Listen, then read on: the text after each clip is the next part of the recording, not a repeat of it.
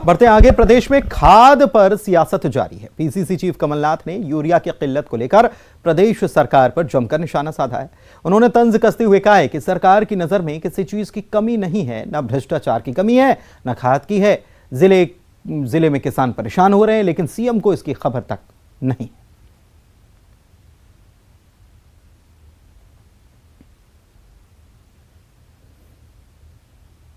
उनके लिए तो किसी चीज़ की कमी नहीं है, भ्रष्टाचार की कमी नहीं है, उनके लिए कोई बेरोजगार की कमी नहीं है। आज ज़िले में किसान भटक रहा है खाद के लिए और ये कह रहे हैं कमी नहीं है। इससे ये साबित होता है कि शिवराज सिंह जी को मध्य प्रदेश के आम जिलों के बारे में और किसानों के बारे में क्या जानकारी।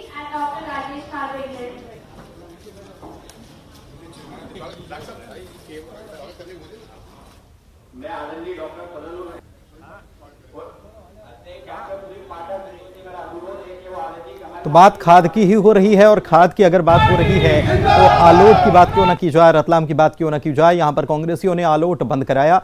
इन लोगों ने विधायक मनोज चावला पर जो एफआईआर दर्ज हुई है इसका विरोध किया है। दूसरी तरफ आलोट विधायक की गिरफ्तारी के लिए पुलिस जगह जगह छापे मार रही है। आपको बता दें कि कुछ दिन पहले आलोट विधायक पर किसानों को ललकार कर वेयर हाउस से यूरिया लुटवाने का आरोप लगाया।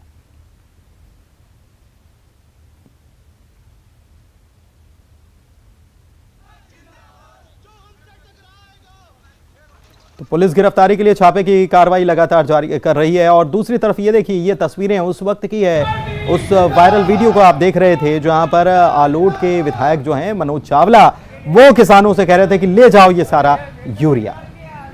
शरद श्रीवास्तव हमारे भोपाल से संवाददाता हमारे साथ लाइव जुड़े हुए हैं, उनसे बात करते हैं। शरद, खाद किसानों को मिले न मिले, सियासत को भरपूर मिल रही है। हम देख रहे हैं कि जिले जिले में खबरें आ रही हैं कि किसान परेशान हैं, जितना आवंटन या किसान को जितनी खाद मिलनी चाहिए उतनी मिल नहीं रही है, ये भी आरोप लगाया जा रहा है। दूसरी तरफ सरकार कह रही है कि खाद भरपूर है, और ऐसे में विपक्ष को मुद्दा मिल जाता है। कमलनाथ भी यही कह रहे हैं कि भ्रष्टाचार भरपूर है, बेरोजगारी भरपूर है, और सरकार की नजर में खाद भी भरपूर है। देखिए, बिल्कुल ठीक कहा है आपने कि ऐसे में जो आरोप प्रत्यारोप हैं उनके दौर शुरू हो जाते हैं और विपक्ष को बोलने का मौका भी मिलता है।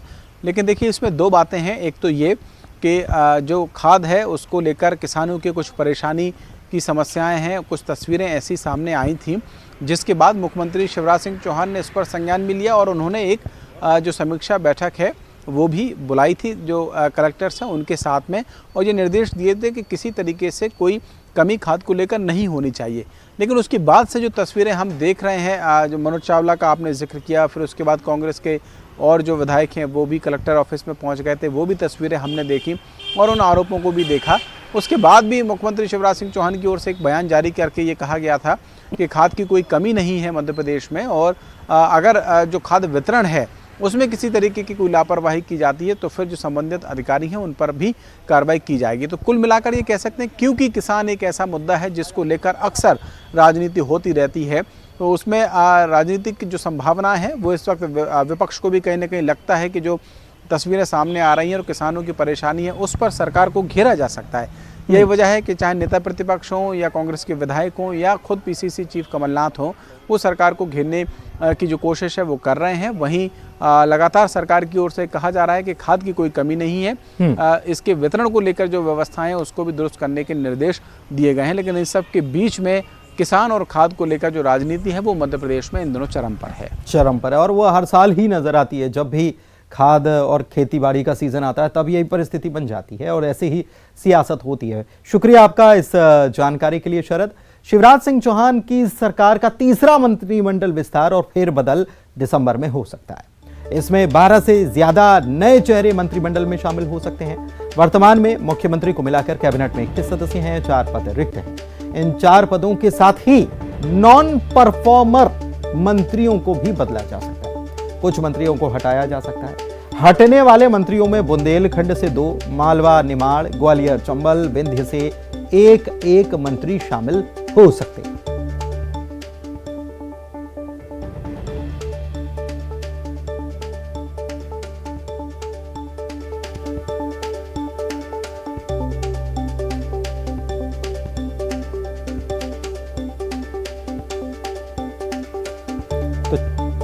अभी अगर मौजूदा स्थिति की बात की जाए तो मुख्यमंत्री शिवराज सिंह चौहान को मिलाकर मंत्रिमंडल में संख्या हो जाती है 31 और 4 की जगह अभी खाली है।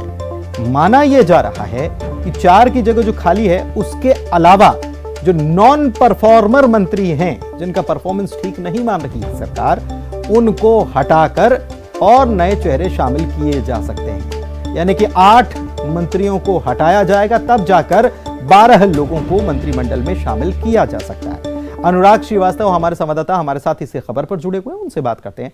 अनुराग, नॉन परफॉर्मर्स को हटाया जाएगा, नए लोगों को लाया जाएगा। जाहिर सी बात है कि चुनाव को ध्यान में रखते हुए यह पूरा फेरबदल होना है, लेकिन नॉन परफॉर्मर कौन है? जब यह बात आती है कि नॉन परफॉर्मर, तो सवाल यही उठता है कि कौन है जो परफॉर्म नहीं कर पा रहा।